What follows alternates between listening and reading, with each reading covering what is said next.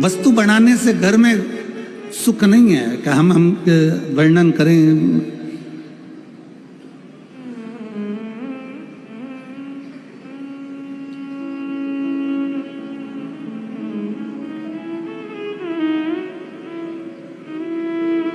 अभी हम इस कथा के पहले 3 दिन के लिए दुबई की कथा करने के लिए गए थे। एक बुजुर्ग माता की वो कथा थी, और दुबई की जो कथा थी एक बुजुर्ग माता की कथा थी, और वो कथा बस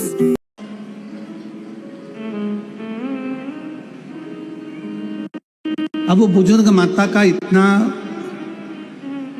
हो सकता है, इतना उसके पास में ना हो, पर दिल का भाव बड़ा था। उसने पूरे मोहल्ले की माताओं को एकत्रित करा, कई समितियों को एकत्रित करा, फिर एक अग्रवाल परिवार को रखा, फिर एक अन्य परिवार चंद्राकार आदि के से बहुत सारे परिवार उन्होंने वहां रखे, बहुत सारे परिवार। और सबसे कहा मेरे पास में इतना नहीं, ये थोड़ा सा है जो आप ले लो और मेरे को शिव पुराण की कथा कर। हम श्री संदीप गोयल जी को और श्री आशीष बंसल जी को और इस केदारेश्वर समिति को बहुत बहुत धन्यवाद इस चीज का देना चाहते हैं कि जितने पत्र गोयल जी, आशीष जी, जितने पत्र यहाँ आए हैं, हर पत्र में तुम दोनों का जिक्र लिखा है कि हम नहीं सुन पाते ये कथा कहीं जाकर, पर मेरठ को आपने दिया है, उसके लिए साधु, उसके लिए साधुवाद है। कई मेरी जीजियां ऐसी बैठी हैं, कई मेरे बेटाओं ऐसे बैठे हैं, कई बेटियां ऐसी बैठी हैं जो नहीं जा सकती थी। उनको भगवान से हापुड़ में जाकर उन्होंने पंडाल में बैठकर भगवान से प्रार्थना करी कि हमारे मेरठ में भी कथा हो जाए, और बाबा ने सुना। 3 महीने में पूरा करता है, 3 महीने के पहले मेरठ में कथा करवा दी। ये उसकी कृपा,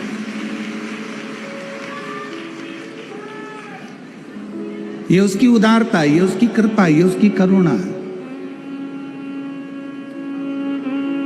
और गोयल जी, बंसल जी, आपको इस चीज के लिए साधुवाद देते हैं कि धन तो दुनिया के पास में ढेरों की मात्रा में होता है, पर उसका धन सतमार्ग में नहीं लग पाता। आज आपको इस चीज की बधाई है कि आपने अपने धन का सदुपयोग करा और इतने जनमानस के चेहरे पर प्रसन्नता लाता। केदारेश्वर समिति, इसके अध्यक्ष, इसके उपाध्यक्ष, इसके सचिव, महामंत्री, इसके जितने भी पदाधिकारी गण हैं, उनको बहुत साधुवाद।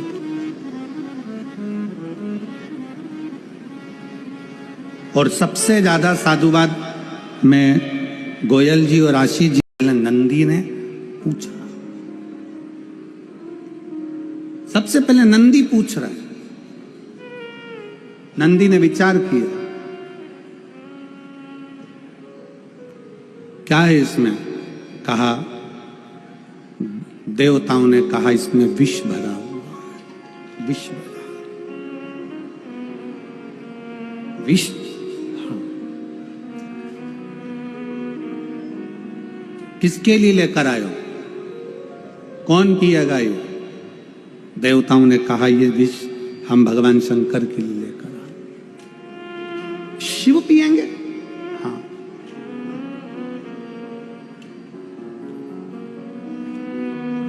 नंदी की आंख में से आंसू बहने लगे।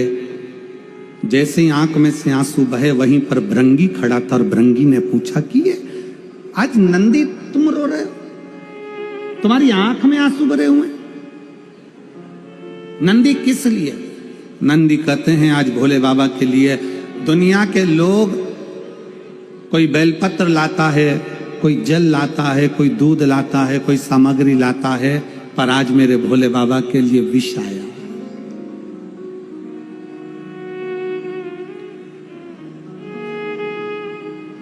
आज मेरे शंकर के लिए विष आया।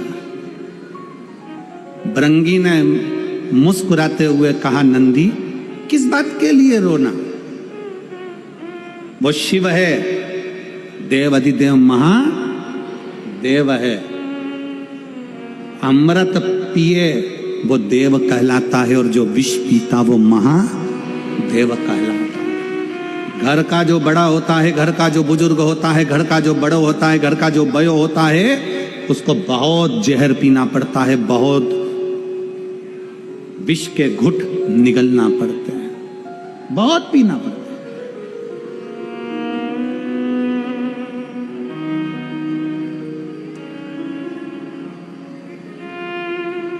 दुख झेलना पड़ता है। घर का बड़ा जो होता है ना, घर का जो बुजुर्ग होता है, मेरा सभी माताओं से निवेदन है, मेरे घर के बुजुर्गों से निवेदन है, मेरे सम्मुख में बैठे हुए माता पिताओं से निवेदन है कि एक बात अपने भीतर उतार लो।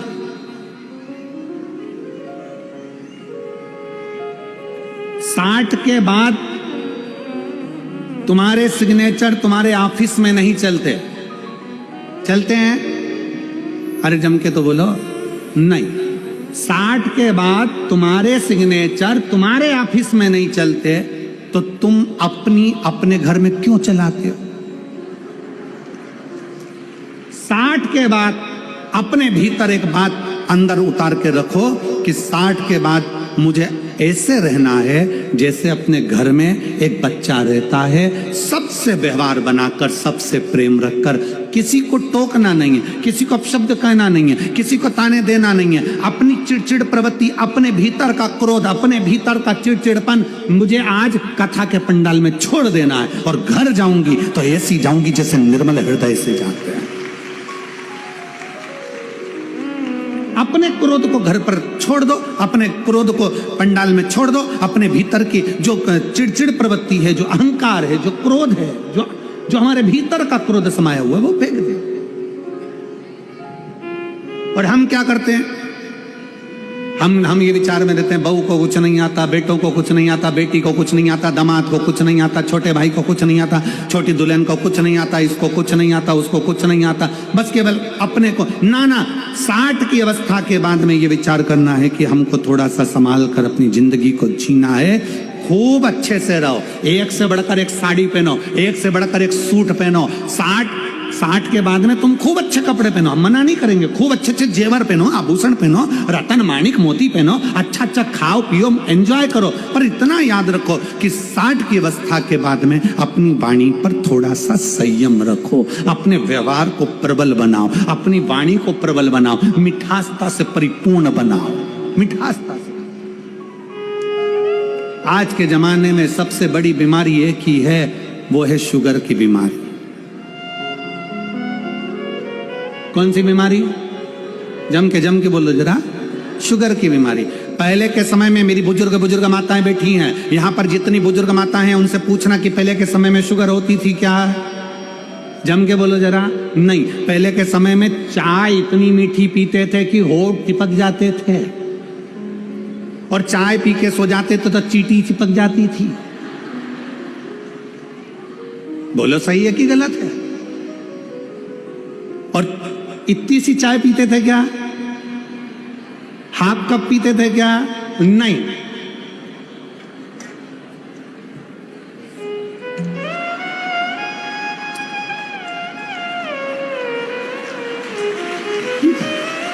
इतनी सी चाय से क्या होगा? तुम सोचो, जरा विचार करो कि इतनी सी चाय पीते थे। नहीं, दूध पिए इतना गिलास भर के, लोटा भरकर, मक्खन खाए ढेर सारा, खूब मीठा मीठा लड्डू पेड़ा, भोजन करे तो मीठा होना जरूरी है, उठे तो मीठा होना जरूरी है, चाय ढेर सारी लोटा भर के पीना, सुबह दोपहर शाम 3-4, और कहीं पे भी चले जा फिर चाय आन दो, फिर मीठा आन दो। तो ये तो अपने चलता रहता। तो शुगर की बीमारी थी क्या? नहीं। क्यों नहीं थी? क्योंकि पहले शुगर की बीमारी इसलिए नहीं थी कि लोग मीठा खाते थे तो मीठा बोलते थे। आज के जमाने में लोग मीठा खा तो रहे हैं पर बोल नहीं पा रहे, तो वो शुगर जो है ना वो ब्लड में चली जा रही है, इसके कारण ब्लड में शुगर की बीमारी हो रही है। इसका लेवल बराबर करना है तो मीठा खाओ और मीठा बोलो। मीठा बोलोगे तो शुगर का लेवल बराबर चलता रहेगा, ना हाई ना कम न लो ना। शुगर के लेवल को बराबर रखना है तो मीठा खाओ, मना नहीं है, पर जीवान से मीठा निकालते रहो, इतना मीठा निकालो। फिर वही वाली बात आ गई, प्रेम से वो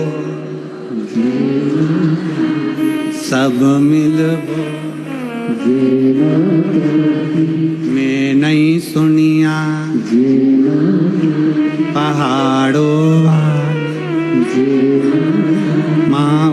वैष्णव रानी, ओ जग कल्याणी।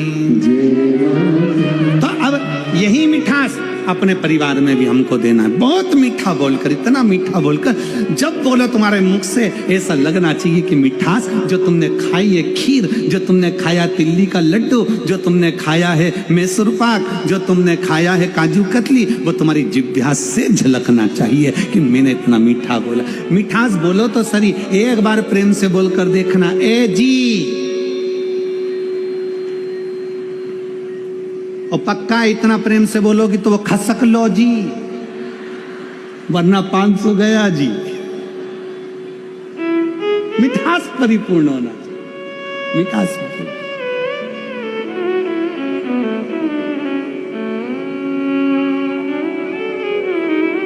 इस प्रेम की वाणी को बढ़ाना। नंदी और नंदी के मन में भाव आया, नंदी रो रहे हैं, रो रहे। भृंगी ने कहा क्यों रोना, घर का जो बड़ा है ना, घर का जो बुजुर्ग है ना, घर का जो बयो है ना, वो विष बहुत पीता है, बहुत पीता। आप बहुत बुढ़ापा आए ना तो बहुत अच्छी जिंदगी जियो, मना नहीं है, बस इतना जरूर याद रखो कि अपनी वाणी में, व्यवहारिकता में कमी मत। बहुत खुश होकर जियो। और मेरा बहुओं से निवेदन है, बेटियों से निवेदन है, आपकी भी व्यवहारिकता में और आपकी भी वाणी में कमी मत आने देना। क्यों? क्योंकि एक सीरियल पहले चला था, सास भी कभी बहू थी।